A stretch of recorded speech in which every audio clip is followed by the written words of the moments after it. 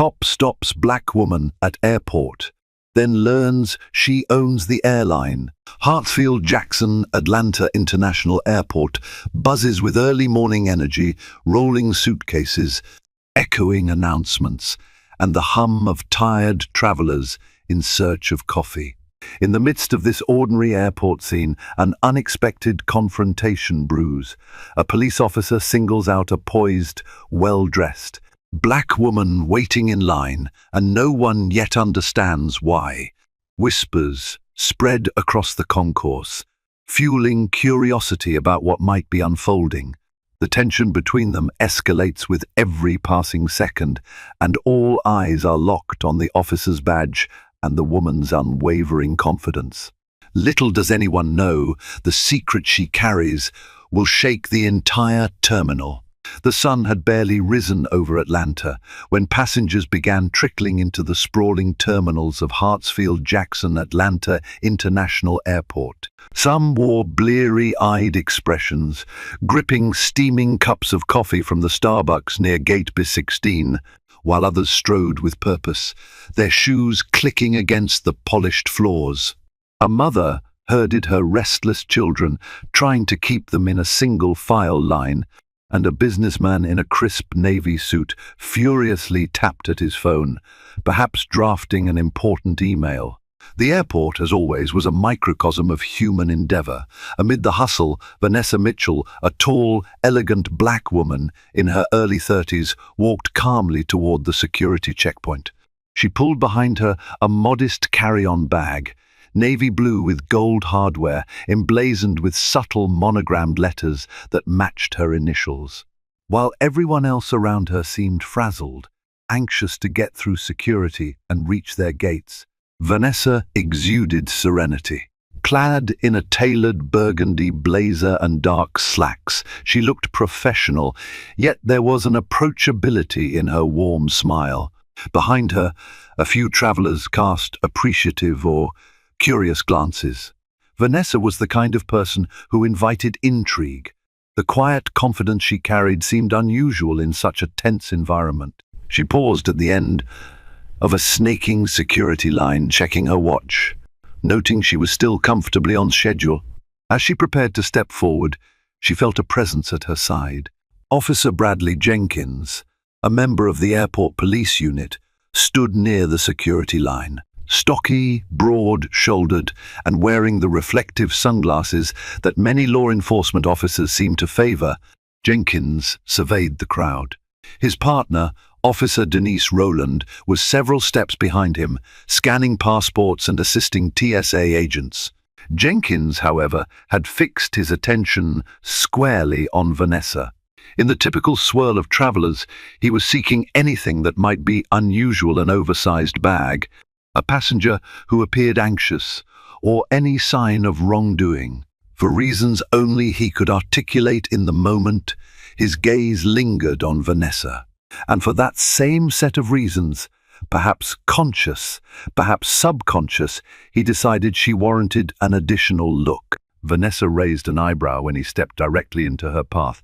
People behind her paused in confusion, forming a small ring of onlookers. Officer Jenkins cleared his throat and asked for her ID with a curt "MAAM, I'm going to need to see some identification." Vanessa's posture remained steady. She slid her ID from her blazer pocket and handed it over without fuss. "Is there a problem, officer?" she asked politely. He examined the driver's license closely, checked her face, and hesitated. "Where are you headed this morning?" She arched an eyebrow at the unusual question. TSA typically handled flight details, not airport police. Nonetheless, she maintained composure. "I have an appointment in New York City," she replied. "I'm flying out shortly." His eyes narrowed. "Which airline?" "Cross Globe Airlines," she said, with a tiny half smile. "Is something the matter?" He didn't return her ID just yet. "You traveling alone?" By now, passers-by had begun to notice. A few travelers cast curious looks, even shaking their heads at the odd sight. Vanessa clearly wasn't doing anything suspicious. Yet an officer had singled her out. Vanessa could sense the tension, that subtle shift in the atmosphere that so often accompanied these uncomfortable moments. Strangers' eyes flickered with empathy, frustration, or curiosity. Vanessa inhaled, keeping her voice measured. "Yes, I'm traveling alone. Officer Jenkins?" She read his name off his badge. "Could you tell me why I'm being stopped?" His response was dismissive. "Routine check, ma'am." Then he thumbed through the small stack of papers she held, her boarding pass, a neatly folded printout with notes, and a hotel confirmation. Finally, he handed her ID back. "You can proceed," he said stiffly, but the tone of his voice carried an undercurrent of distrust. "Just watch yourself, all right?" Though she could have offered a stinging retort, Vanessa simply slid her ID back into her blazer pocket. She felt the prickle of indignation rise in her chest. She gave him a curt nod and proceeded, hearing his watchful footsteps lingering for a moment before drifting away. She took her place in the security line, reminding herself she had more important matters to attend to. Her mind was already drifting to thoughts of the upcoming meeting and the significance of this particular flight. She had no intention of letting one officer's suspicious attitude ruin the day, especially not this day. Yet the unpleasant encounter lingered in the back of her mind. For Officer Bradley Jenkins, the day had begun on a sour note. He'd woken up with a throbbing headache, remnants of an argument with his teenage son the night before. Bills were piling up, his mortgage was behind, and he felt invisible pressures from his boss to keep up strict airport security measures. The higher-ups had recently hammered home that any suspicious behavior should be evaluated thoroughly, no exceptions. But deep down, Jenkins knew he sometimes overstepped. His partner, Officer Rowland, occasionally nudged him to ease up, to remember that most travelers were just honest people trying to get from point A to point B. Yet something in Jenkins' psyche clung to a sense of hyper-vigilance. He prided himself on not letting anything slip under his radar. Over the years, this had translated into frequent stops and checks that some might call excessive. Now, as he watched Vanessa Mitchell move through the security checkpoint, a faint voice in his head told him it was just standard procedure. But another voice, the quieter, more reflective one, asked whether she truly seemed suspicious or if he was responding to something else: her confident stance, her stylish attire, or the mere fact that she was a successful-looking black woman navigating the airport alone. He tried to dismiss that latter thought. "I'm just doing my job," he told himself. He stepped away, trying to quell the sense of unease that sprouted whenever he considered the possibility of racial bias. He thought of himself as even-handed, pointing to various examples in his own mind of times he'd let people pass without question. But a nagging feeling told him that something about this morning's exchange had been off. He was, after all, a human being under stress, and stress has a way of warping perceptions. After clearing security, albeit with annoyance, Vanessa made her way toward Concourse B. Her flight was departing in about an hour, leaving her just enough time for a quick bite at the food court or to check out a favorite bookstore.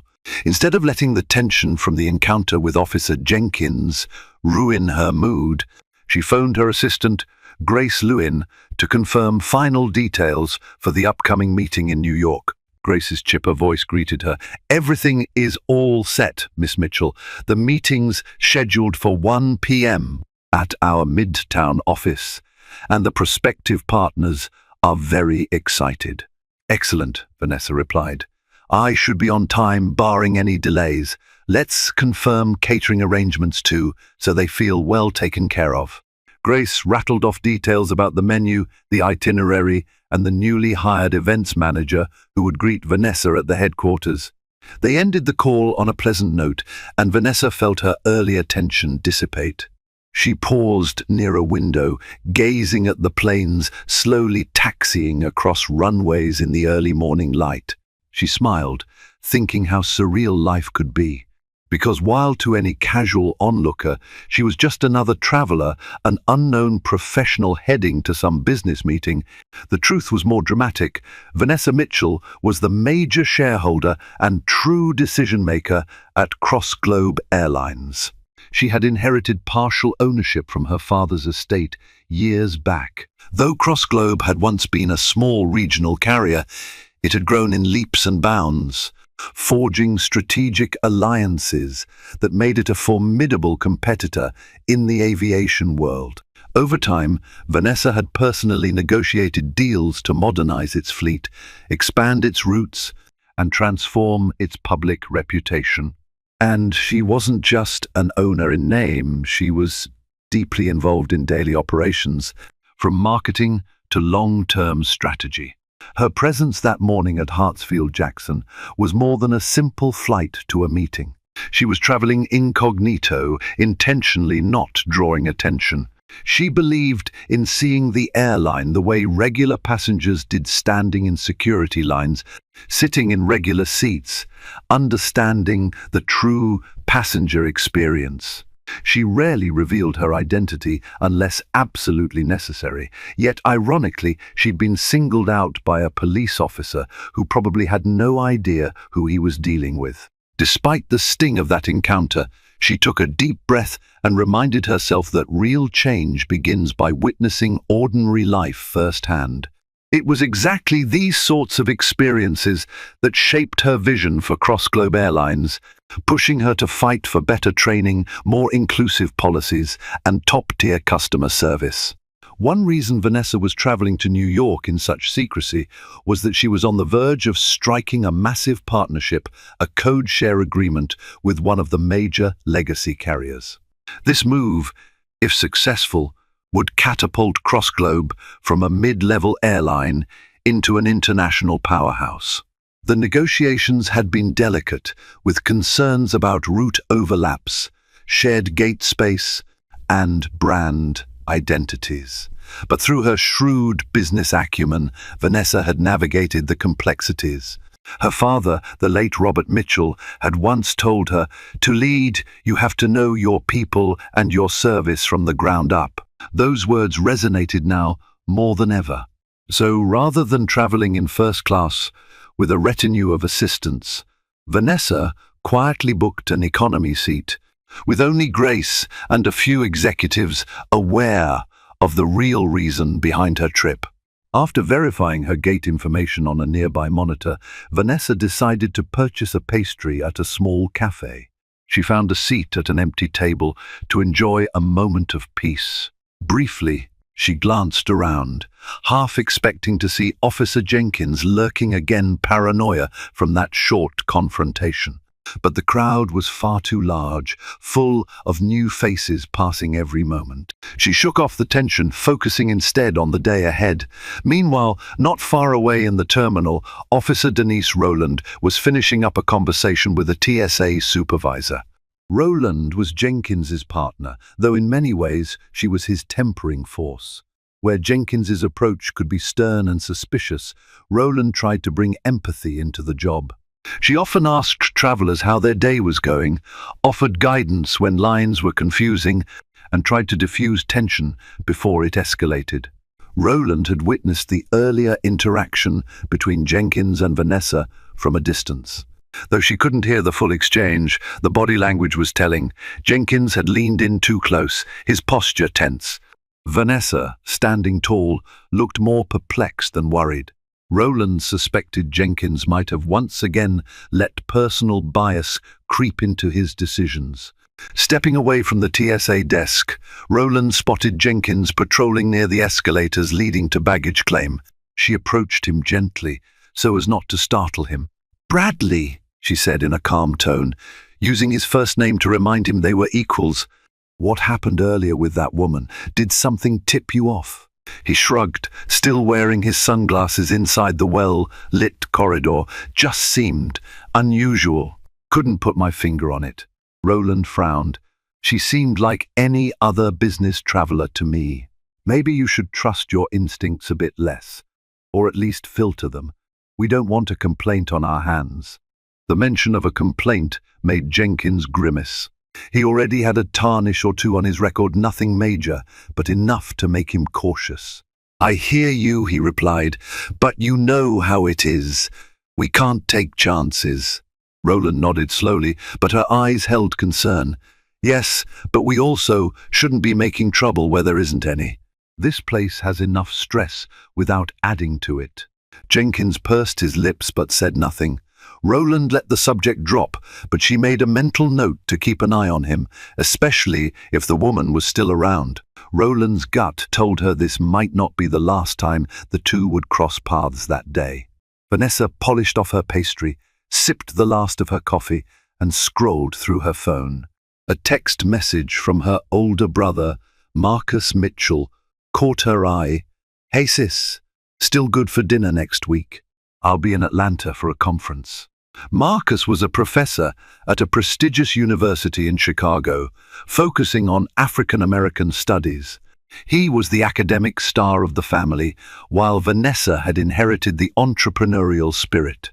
Despite their different paths, they supported each other wholeheartedly. She quickly replied that she'd love to see him, and typed out a few restaurant suggestions. After hitting send, she felt a wave of nostalgia. She remembered being a little girl trailing after her father through the hangars of a tiny regional airport. Robert Mitchell hadn't started wealthy. He'd been a ground crew manager who dreamed big. Over decades, through grit and a relentless pursuit of opportunities, he eventually purchased shares in a struggling commuter airline that would become cross-globe. As a child, Vanessa would marvel at airplanes taking off against the sunset, her father explaining every detail of the wings, engines, and cockpit instruments. When he passed away, he left her his shares and a heartfelt letter, encouraging her to live her dreams. It hadn't been easy. The board of directors at CrossGlobe initially doubted Vanessa's leadership. Some longtime executives saw her as the boss's daughter with no formal aviation background, but she studied every aspect of the airline's operations, finance, marketing, fleet management, and found mentors willing to teach. Over time, her vision and hard work began paying off. New routes opened, customer satisfaction scores climbed, and CrossGlobe garnered positive press for modernizing its fleet with environmentally friendly planes. Through it all, she faced prejudice. Old-school industry veterans and rivals occasionally dismissed her. Some even insinuated she was a mere figurehead, but her relentless perseverance and the results she delivered forced many to reassess their biases. Now, as she prepared to board the morning flight, she thought, "If Dad could see me now, he'd be proud." The overhead speakers crackled, announcing boarding for CrossGlobe Flight 672 to New York. Vanessa rose, gathered her carry-on, and joined the forming line at Gate 22. She stood behind a couple, a young man and woman whose excited chatter suggested this might be a special trip, maybe a honeymoon or a dream vacation. The flight attendants scanned boarding passes with friendly smiles, urging everyone to prepare their IDs and documents. Vanessa's turn came. She presented her boarding pass. The gate agent, a petite woman named Tracy, read the pass and smiled. "Have a pleasant flight, Miss Mitchell," she said, handing it back. There was a flicker of recognition in Tracy's eyes, though she said nothing. Some gate agents had memorized the names of high-level executives or major shareholders in the airline. Yet out of respect and discretion, they rarely made a fuss if someone traveled in plain clothes. Vanessa mouthed a quiet thank you and proceeded down the jet bridge. A small rush of exhilaration overcame her, the sweet blend of nostalgia and anticipation she always felt when stepping onto a plane. The cabin doors opened to a swirl of conditioned air. She found her seat in the main cabin, near the front but not in first class, stowing her carry-on overhead. Settling into seat 12A, she offered a polite smile to the couple seated beside her. The flight attendants offered their usual greeting, while ground staff outside maneuvered carts. Vanessa buckled herself in, eyes flitting across the overhead compartments, acknowledging the quiet hum of travelers stowing their belongings. She noticed a little girl in the row across, bouncing in her seat as she chattered excitedly about going to see Broadway shows. That innocence reminded Vanessa of her own childhood wonder. 15 minutes later, with everyone seated, the captain's voice came over the intercom. "Good morning, ladies and gentlemen. This is Captain Harris speaking. We've got a slight delay due to incoming air traffic congestion. We appreciate your patience. We'll get you to New York as soon as possible." The usual chorus of sighs filled the cabin.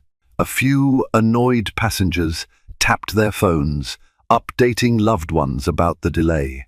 Vanessa glanced at her watch. She had enough buffer time to still make her meeting, but she silently hoped the hold wouldn't be too long. The flight attendants moved through the aisle, offering water and a quick apology for the inconvenience. Vanessa took the opportunity to check her phone one last time. She noticed a headline from a major business publication: "Cross-Globe Airline Surges, Rumors of New Alliance Spark Industry Buzz." She smiled subtly at the headline. Her job was to keep these negotiations under wraps until everything was finalized. After another 10 minutes, the pilot announced they were cleared for pushback. The cabin gently jolted as the plane backed away from the gate, and the flight attendants performed the safety demonstration. Vanessa let herself relax, gazing out the window at the bustling ramp area. Planes taxied in a choreographed dance, guided by neon-vested ground crew. Then, abruptly, the plane stopped. Vanessa heard a muffled commotion near the front of the cabin. The flight attendants exchanged concerned glances. A moment later, one of them, a young man with neatly parted hair, approached row 12. He cleared his throat nervously. "Miss Mitchell, I'm sorry, but we need you to step off the plane for a moment. There's an issue that requires your attention." Confusion flickered across Vanessa's face. She'd traveled enough to know that if they were asking her to deplane before takeoff, something serious was happening. She unbuckled and followed the flight attendant toward the front, under the watchful eyes of curious passengers. Standing at the aircraft door was Officer Jenkins. Vanessa's heart sank when she recognized the officer from the security checkpoint. She felt a flare of anger spark in her chest. She calmly asked, "Officer, is there an issue?" His face was set in a grim line. "Please follow me, ma'am. We need to do some additional questioning regarding your travel." She glanced at the flight crew, who wore expressions of perplexed apology. To the flight attendant standing there, she calmly said, "I'll cooperate. Just please ensure my bag remains in overhead. I'll be back." She stepped onto the jet bridge, and Jenkins gestured for her to follow him back into the terminal. They walked in tense silence to a nearby seating area away from the main foot traffic. Officer Rowland hurried to catch up, her eyes darting between Jenkins and Vanessa. Once they were away from curious ears, Jenkins turned to Vanessa with an officious stance. "We've received some information regarding suspicious behavior linked to your name," he stated. "I need to verify some details about your identity and your reason for travel." Vanessa blinked, incredulous. "Suspicious behavior? Officer, I haven't done anything but board my plane. My ID was verified multiple times. May I ask what triggered this?" Rowland interjected, her voice calmer, more empathetic. "Miss Mitchell, we had a report from a passenger who claims they overheard you discussing illicit activities on your phone. We're just following up to ensure there isn't a threat." Vanessa's eyes widened. She mentally reviewed her phone calls. Most were about the meeting in New York or mundane scheduling tasks. The mere suggestion she'd discussed anything illicit was absurd. "That's ridiculous. I never said anything that could be misinterpreted that way." Jenkins folded his arms, doubling down. "We have to act on any tip, so could you please show us your phone, or give us some proof that you aren't a threat?" An uncomfortable knot twisted in Vanessa's stomach. She appreciated that there might be protocols, but this felt like harassment, especially after the earlier scrutiny. I don't feel comfortable handing over my private phone just because someone made an unfounded accusation. I have personal information, business data, things that are confidential. Tension crackled in the air. Roland sent a warning look to Jenkins, silently urging him to handle this more delicately. But Jenkins pressed on. "Ma'am, if you refuse to cooperate, we can't clear you to fly. This is a matter of airport security." Vanessa took a slow breath, measuring her response. She thought of her father's advice, always stand up for yourself, but do it with composure. She glanced at Roland, whose eyes seemed apologetic, and then back at Jenkins. "I'm willing to show you my recent call history, as long as it remains in my hand, and you do not record or copy anything. But I want to speak to someone in TSA or airport management as well, because this is bordering on harassment." Jenkins glared, but he relented slightly. "Fine, let's see it." Vanessa navigated to her call logs and text messages, carefully shielding any business documents. She explained each number: Grace's line, her brother's text, a call to the Midtown office in New York. There was nothing remotely incriminating. Roland nodded, looking relieved. "This all checks out, Officer Jenkins." Jenkins exhaled, but his posture remained stiff. "All right. For now, it appears everything's in order. You can return to your flight." Vanessa's expression hardened. "I'll be doing exactly that, and I'll also be filing a formal complaint. This is the second time you've singled me out today. I understand the need for security, but your approach is unprofessional." For a split second, a flicker of uncertainty crossed Jenkins's face. He hadn't expected such a forceful pushback. Roland stepped in. "Miss Mitchell, we appreciate your cooperation. Please accept our apologies for the inconvenience." Vanessa thanked Roland with a nod, turned on her heel, and walked back toward the gate.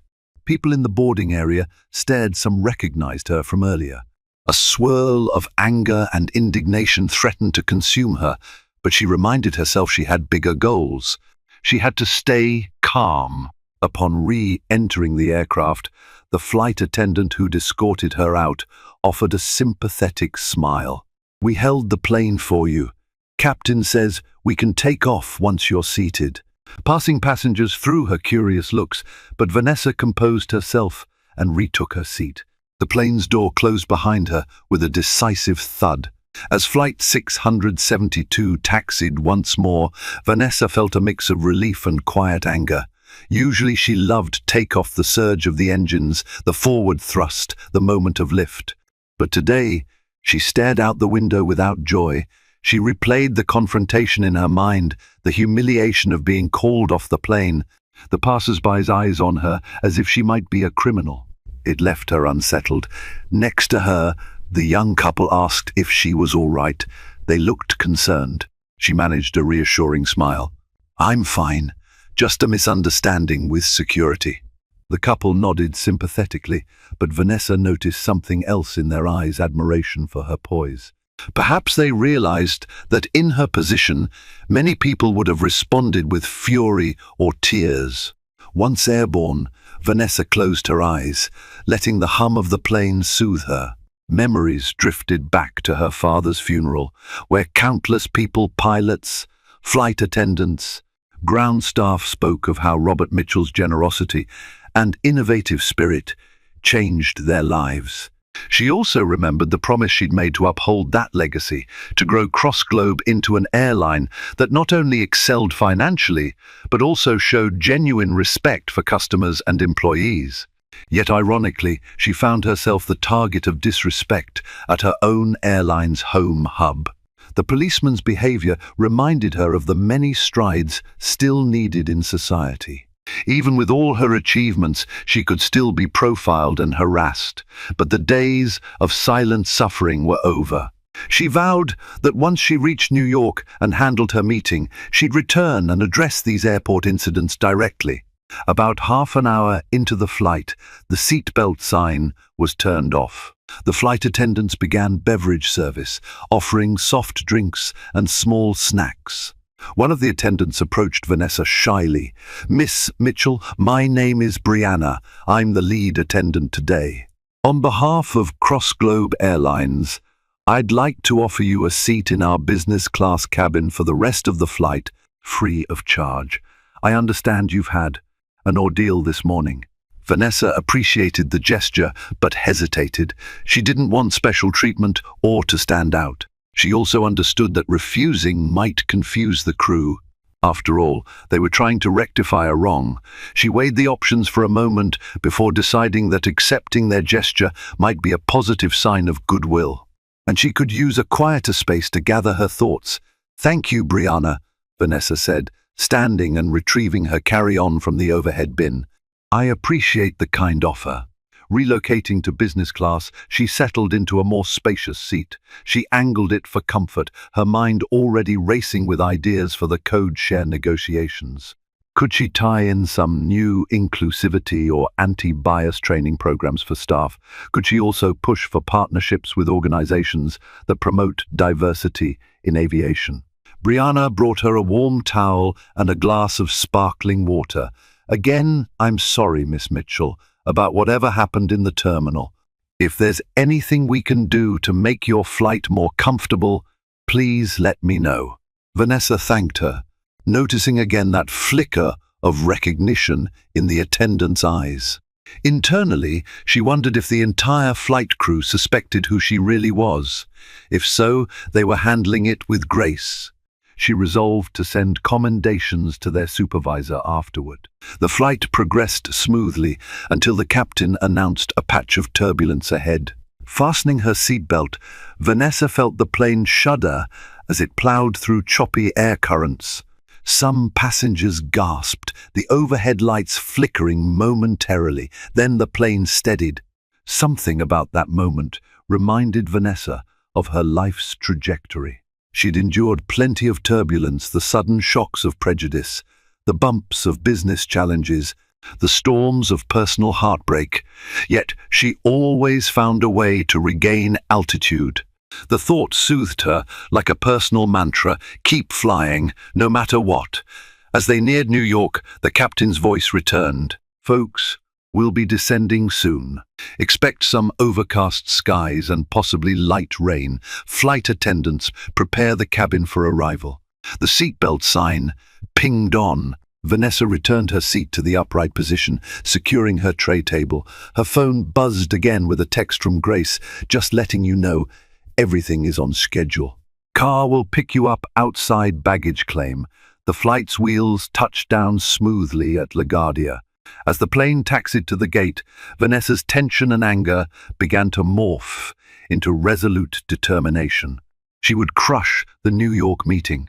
Then she'd return to Atlanta with renewed purpose, both for the airline's future and to address what happened at the airport. Exiting the plane, Vanessa was greeted by a driver holding a sign with her last name. The driver, a tall man in a neat black suit, whisked her through LaGuardia's arrival lounge and into a waiting town car. The drizzle outside made the city's skyscrapers look like shimmering silhouettes. The hustle of the New York streets gave her a jolt of adrenaline. She smiled to herself, remembering how she used to feel intimidated by the Big Apple's relentless pace, but she'd grown to love it. Arriving at Cross Globe's modest midtown office, Vanessa stepped off the elevator into a well-appointed reception area. Grace awaited her, wearing a navy dress and an excited grin. "They're here," Grace whispered. "The heads of the potential partner airline. They're in the conference room." Vanessa nodded, exchanging her blazer for a sleek black one from her office closet. "How many representatives?" "3. Grace replied. "They arrived about 15 minutes ago." Vanessa took a steadying breath, then pushed open the conference room door. Inside sat 2 men and a woman, each with bright professional smiles. The lead negotiator, David Connolly, stood and extended a hand. "Miss Mitchell, A pleasure to finally meet in person. We've been reading so much about your airline's growth. Likewise, Vanessa replied. I'm glad we could meet face to face. They exchanged pleasantries over catered sandwiches and coffee. Vanessa launched into a carefully crafted pitch, highlighting CrossGlobe's recent expansions, on-time performance statistics, and robust safety record. She laid out the benefits of a code share arrangement, from seamless connections for passengers to increased revenue for both airlines. She emphasized CrossGlobe's modern fleet, particularly the new generation of fuel-efficient jets. David Connolly and his colleagues nodded in apparent agreement, occasionally asking pointed questions about route overlaps, cost sharing, and marketing synergy. Vanessa answered with confidence. As the hours ticked by, the negotiation turned from cautious interest to enthusiastic support. By mid-afternoon, the group had reached a handshake agreement to finalize details over the next few weeks. As the meeting wrapped up, Connolly said with a smile, "We can't wait to partner with you, Miss Mitchell. CrossGlobe is making waves, and we want to be part of that momentum." Vanessa thanked them, a surge of pride warming her heart. She saw her father's proud expression in her mind's eye and knew she'd taken another major step toward realizing his legacy. After the guests departed, Grace burst into the conference room, excitement radiating off her. "That went so well. Congratulations!" Vanessa exhaled deeply, smiling. "Thank you, Grace. It's been a long road, but we're not done yet. There's still plenty to finalize. Let's schedule follow-up discussions for next week." They briefly celebrated with a glass of sparkling cider. Vanessa avoided champagne while she still had work to do. Then she excused herself, stepping out onto the office balcony, gazing over the cityscape. The day's events whirled in her head, from the humiliating confrontation at the airport to the triumphant business meeting. She realized that success was often interwoven with setbacks, and each setback offered lessons for what still needed to change. Vanessa decided to catch an evening flight back to Atlanta rather than stay overnight. She wanted to waste no time addressing the situation. She booked a seat on another CrossGlobe flight, an 8 p.m. departure from LaGuardia. Grace accompanied her to the airport, where they parted ways. Grace had family in New York and planned to stay for a day or two. Sinking into the seat for the short flight back to Atlanta, Vanessa let the hum of the plane lull her. She typed a quick email to CrossGlobe's head of corporate communications, summarizing the success in New York and hinting at the possibility of a soon-to-be-announced partnership. She also asked for a private meeting with the airline's liaison to Hartsfield-Jackson Airport. She wanted to talk about police conduct on the premises. The flight back was uneventful, which was exactly what Vanessa needed. By the time she touched down at Hartsfield-Jackson late that evening, she felt both tired and determined. A company car picked her up and took her to her upscale condo in Midtown Atlanta. She collapsed into bed, letting sleep claim her as a swirl of ideas danced in her mind about how to handle the next step. Early the next morning, Vanessa arrived at CrossGlobe's corporate office at the outskirts of downtown Atlanta. A sleek, modern building with tinted windows, it housed hundreds of employees. She headed straight to the top floor, stepping into her corner office that overlooked the city skyline. Within minutes, she'd convened a small group in the boardroom: Daniel Friedman, the airline's legal advisor, Cynthia Martinez, head of corporate communications, and Robert Kim, who managed government and airport affairs for CrossGlobe. They were used to Vanessa's occasional impromptu meetings, especially when urgent matters arose. She wasted no time getting to the point. "Yesterday, I was stopped twice by an airport police officer at Hartsfield-Jackson, Officer Bradley Jenkins. It escalated to the point that I was taken off my flight, all because of a supposed tip that I was discussing suspicious activities. It was baseless profiling, in my view." Her team looked shocked. Friedman asked, "You have the officer's name, correct?" Vanessa nodded. "Yes, and I'm filing an official complaint." But I also want to address the bigger picture. If this can happen to me, it can happen to any of our passengers, especially those who may face racial bias. Kim scribbled notes. The airport authority typically handles these matters along with the city's police oversight board. We can contact them and provide evidence or at least a statement about what happened, Cynthia added, and from a PR standpoint, we can't let an incident like this go unaddressed. We're an airline that prides itself on inclusive values. We need to ensure our passengers feel safe and respected. Have you considered whether you want to go public with this? Vanessa tapped her pen on the table, pondering. I don't want to sensationalize it. This is about accountability, not publicity. Let's start by reporting it through official channels. In parallel, we can engage with airport management to encourage better training or protocols. I'm not out to crucify one officer. I'm out to prevent this from happening to anyone else. The group concurred. Friedman promised to draft the complaint immediately. Kim would coordinate with Hartsfield-Jackson's management. Cynthia would prepare a measured communications strategy if the story leaked. With that plan in place, Vanessa felt a sense of relief. Now, it was a matter of waiting to see how the authorities responded. While Vanessa initiated her formal complaint, Officer Jenkins was feeling the heat from another angle. A passenger on the flight had recorded a snippet of him escorting Vanessa off the plane, posting it on social media with a caption, "Airport cop harasses woman for no reason."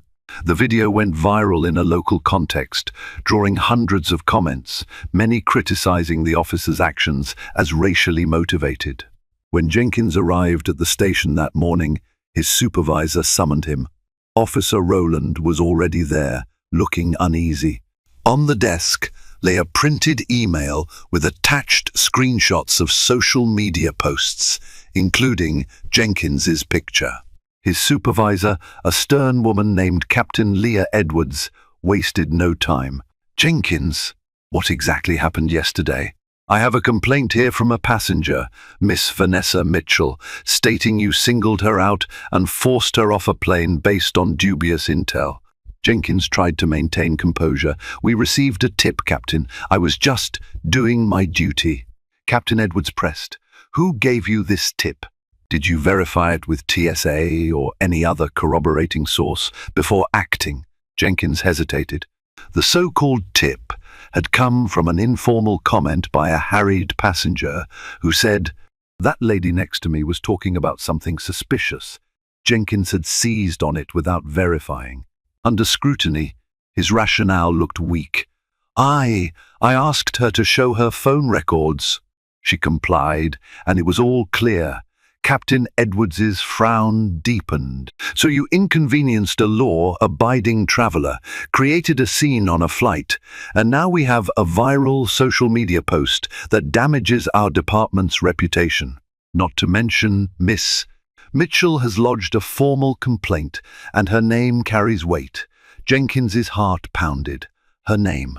What do you mean? Is she a public figure?" Captain Edwards exchanged a glance with Rowland. "She's a major executive at Cross-Globe Airlines, the airline in question. This is not going away quietly, Jenkins." His eyes widened.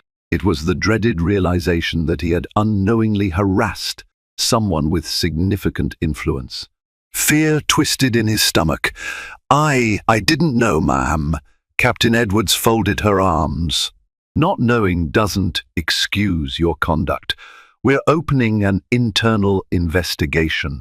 You're on desk duty for now. Turn in your badge and firearm while we sort this out." A wave of humiliation washed over Jenkins. He had never been suspended before. He glanced at Rowland, who gave him a sympathetic look but didn't intervene. She too recognized he'd crossed a line. A few days later, Hartsfield-Jackson Airport released a statement acknowledging an incident involving airport police and a passenger. It confirmed an ongoing internal review.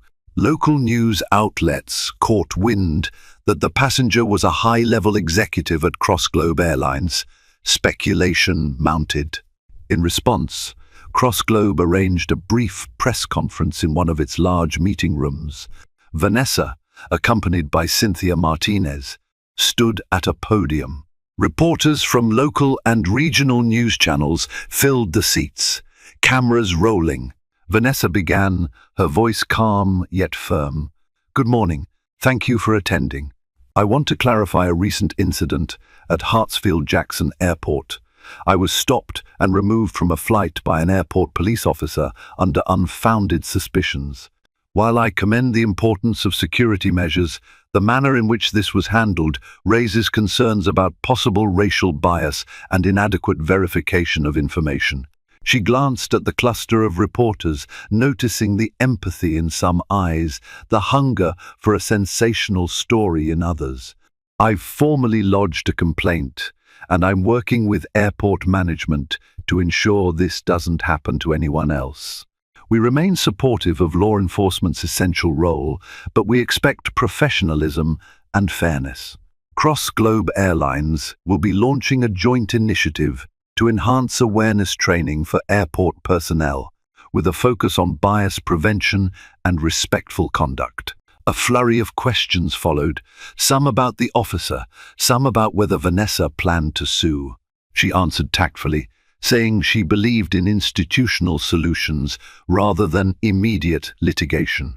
Others asked about her perspective as both a passenger and an executive. She reiterated her stance: no one, regardless of their position, should endure unjust treatment. "I'm fortunate to have a platform to speak up, and I plan to use it." One reporter inquired if she wanted the officer fired. Vanessa paused. She chose her words carefully. "I believe in accountability. However, firing someone outright without due process might not address the root issues. I want to see improved training, systemic change, and a more respectful environment. If the investigation shows that the officer engaged in serious misconduct, then appropriate disciplinary actions should follow." The press conference concluded with a wave of camera shutters. Cynthia escorted Vanessa out of the room, praising her composure. That evening, local media buzzed about the story, praising Vanessa's stance and calling her an advocate for equitable treatment at airports. In the aftermath, Officer Jenkins found himself in an uncomfortable limbo, forced to man a desk in a back office. He spent hours reviewing old paperwork instead of patrolling. Reporters occasionally camped outside the station, trying to get a statement from him. He was advised by the department's public relations officer to keep silent. At home, his wife demanded answers. "Why would you target that woman? Why do you keep getting these complaints?" Even his teenage son, who once looked up to him, asked if he was in trouble for racism. The question stung deeply. Jenkins insisted he wasn't racist, that he was just doing his job. But in the quiet moments he wrestled with guilt and confusion. Maybe he had let his biases slip in. Maybe the stress of life had clouded his judgment, turning vigilance into harassment. Then came a letter from the Professional Standards Bureau stating that he'd been found in violation of certain department policies regarding protocol for passenger stops and corroboration of tips. The letter recommended a suspension without pay for 30 days, followed by mandatory retraining. Jenkins felt the world crashing around him. A sense of shame welled up. He confided in Roland, his only remaining friend on the force. "I messed up," he said, voice shaky with remorse. "I let my frustrations guide me. I know I should have handled it differently." Roland offered a sad smile. "At least you're admitting it. That's the first step. Now, you need to do better." The final blow to Jenkins's pride came a week later, when the airport authority announced new training initiatives in cooperation with CrossGlobe Airlines. The plan involved increased bias training, annual evaluations, and stricter guidelines for verifying suspicious activity reports. All these measures were direct results of the incident with Vanessa Mitchell. Jenkins's name was not mentioned publicly, but internally, everyone knew he was the catalyst. He became a pariah among some officers who blamed him for forcing them into more bureaucratic procedures. Others sided with the reforms, believing it was high time for better accountability. Jenkins found himself ostracized. He realized that the professional identity he once clung to was now tarnished, and it might never fully recover. Meanwhile, Vanessa's star continued to rise. CrossGlobe's partnership deal was nearing finalization, and an announcement was imminent. Rumors swirled about new routes, job growth, and improved passenger experiences. She had, in a sense, turned a negative personal experience into a broader push for positive change. A month after the incident, Vanessa decided to do a personal tour of the new training facilities at Hartsfield-Jackson. The airport, working closely with CrossGlobe, had set up a pilot program for anti-bias workshops. She was invited as an honorary guest to see how her complaint had spurred tangible improvements. She arrived to find the training room abuzz with activity. Instructors introduced modules on cultural sensitivity, emotional intelligence, and the importance of verifying reports before taking drastic action. Vanessa mingled with attendees, many of them officers, others from TSA or airline staff. She met an older sergeant who said, "It's good to see someone with your influence pushing for these changes. We don't want to be painted as villains. Most of us genuinely aim to protect, not to discriminate." Vanessa nodded, touched by his sincerity.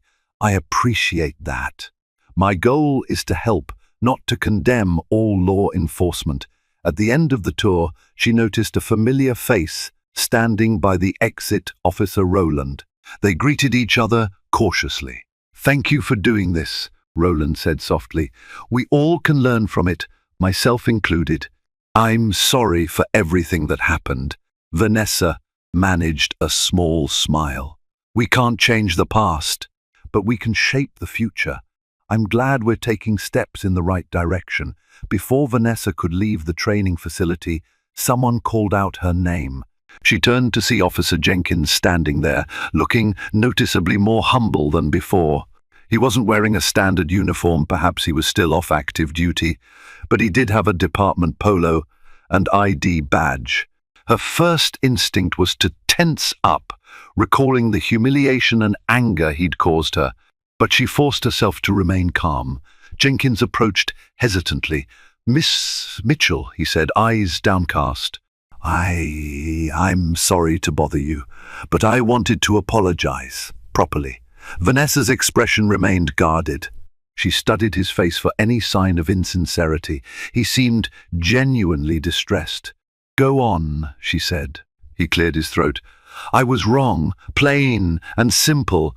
I let a random tip with no real basis lead me to treat you like a criminal. And I can't lie to myself anymore. I'm sure biases played a part in that. I'm sorry." She listened quietly, letting his words hang in the air. In the distance, a group of trainees was practicing communication drills, role-playing scenarios of conflict resolution. It felt symbolic of the moment unfolding between her and Jenkins. After a long pause, she answered, "I accept your apology, but understanding the harm done is the real first step. People who look like me often face extra scrutiny just for existing in certain spaces. It has to change." Jenkins nodded, tears threatening at the corner of his eyes. "Yes, I'm trying to change. I've got a lot to learn." Vanessa felt a pang of empathy. She remembered her father's words about giving people second chances when they sincerely tried to grow. She extended her hand. "Then let's start fresh." He shook her hand, relief flooding his expression. "Thank you, Miss Mitchell. And I appreciate what you're doing for the airport, for everyone." A few weeks later, CrossGlobe held a gala at the Delta Flight Museum in Atlanta, a nod to the city's rich aviation history and a real, tangible place that lent authenticity to the event. They invited airline executives, airport officials, community leaders, and local media. The event was part celebration of CrossGlobe's code-share partnership, now officially signed, and part fundraiser for a new scholarship program aimed at training young people from underrepresented communities for careers in aviation. Vanessa arrived in an elegant floor-length gown. Warm lights and soft music lent a festive air to the museum, with vintage aircraft in the background telling the story of flight's evolution. She mingled with guests, receiving congratulations for CrossGlobe's achievements. But she was most proud of the new scholarship initiative, which honored her father's legacy of giving a chance to those who might otherwise be overlooked. During her speech, she highlighted how adversity can spark transformation. "A few weeks ago," she began, "I experienced a situation at our very own home airport that made me think deeply about fairness, respect, and the steps we still need to take as a society. But today I stand here to celebrate not only CrossGlobe's success, but also a renewed commitment to ensuring everyone can soar without prejudice. Our new scholarship, in partnership with local aviation schools, aims to open doors for aspiring pilots, engineers, and ground staff from all walks of life." Thunderous applause followed, many standing to give her an ovation. At the edge of the room, she spotted Officer Rowland and Captain Edwards in attendance, representing the airport police. She gave them a respectful nod. Rowland smiled broadly. Captain Edwards inclined her head, acknowledging Vanessa's achievements. Near the end of the night, as she strolled among the exhibits of old propeller planes and early jetliners, Vanessa felt an overwhelming sense of accomplishment. She'd turned an ugly incident into a catalyst for better training, partnerships, and opportunities. In her heart, she knew her father would beam with pride. She paused by an old 1940s-era plane, running her hand along its shiny metal hull, reflecting on how far both aviation and society had come and how far they still had to go. In the following months, the changes at Hartsfield-Jackson grew more evident. Passengers noted friendlier, more empathetic interactions with airport police and TSA agents. Complaints about profiling decreased. The synergy between CrossGlobe and the airport authority produced a series of new public service campaigns, reminding travelers that everyone has the right to feel safe and respected.